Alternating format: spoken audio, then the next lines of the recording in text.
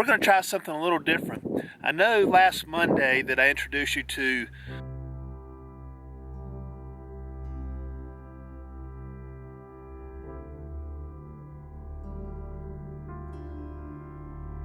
stock photography, and that each Monday we were going to do a new stock shot, take it from beginning to end.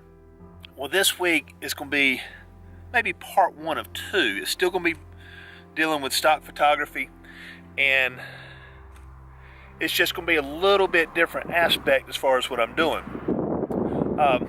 If you can see behind me, I've got these clouds coming over the ridge. I'm up in the Blue Ridge Parkway, and what I'm doing is a time lapse. And that's what we're going to talk about today, is how to do a time lapse for stock photography.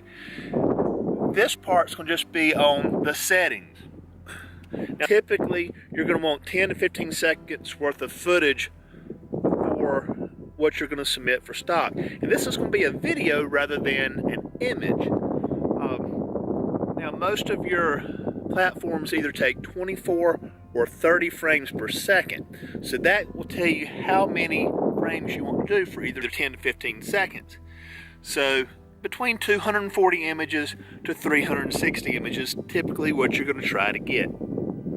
YouTube runs 24 frames per second, so we're going to do 24 frames per second for this particular video. Now, based on that, depending on how long I want the time lapse to confine into those 10 to 15 seconds, it's going to depend on my intervals for the shots. This particular one, the clouds are moving fairly fast over the ridge, so I'm doing 4-second intervals. I've got the camera set where it takes the proper exposures, but every 4 seconds the camera fires off a shot. This will last for about 16 minutes. I'm doing 240 frames or 240 images, which will give me a 10-second clip. Now, if I was doing a 30 frame per second, then I would need 300 for that same 10-second clip. So many of the newer cameras have built-in features to set the images on how many intervals you want, how many frames you want to take. But on this one, I'm shooting with a D750. I also have a D850. It shoots the same way. But I'm also doing it with my phone, and I'll show you how those two different systems work. The phone I'm going to use is a Samsung S8 Plus.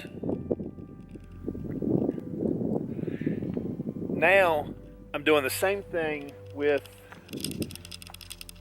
my cell phone. This is shooting at 30 frames per second, and I'm going to let it run until I have about 10 seconds worth. And this is called the hyperlapse mode.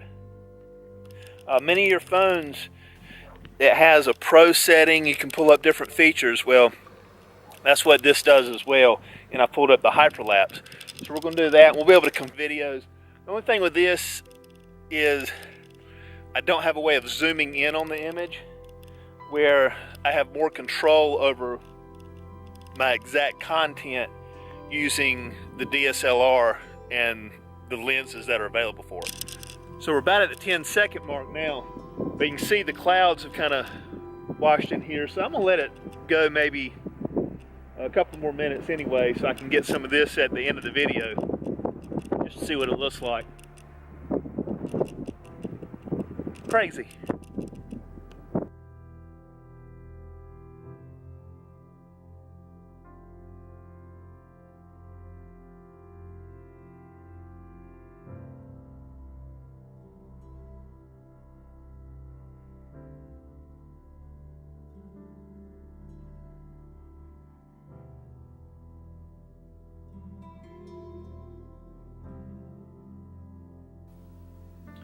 One of the other settings that we should talk about is how large the actual image should be when you're shooting with your DSLR.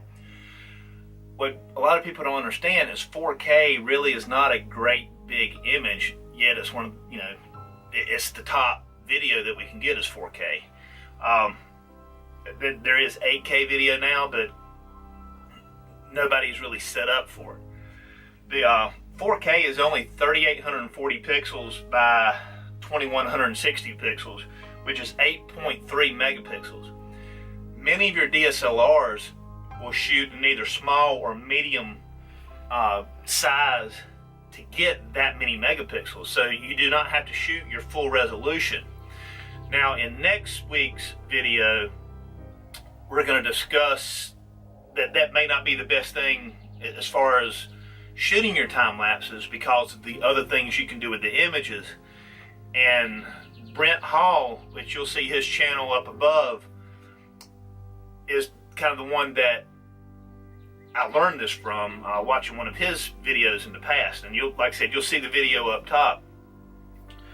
But so don't worry about the size of those images for 240 images or 300 images or 360 images as being too large a file to try to create your video, because it's not going to be that way. Another thing to think about is, because it's a relatively small image for 4K video, that it gives you room to crop to make your image better, to make your video better, and it also gives you room to do in software panning rather than using expensive sliders.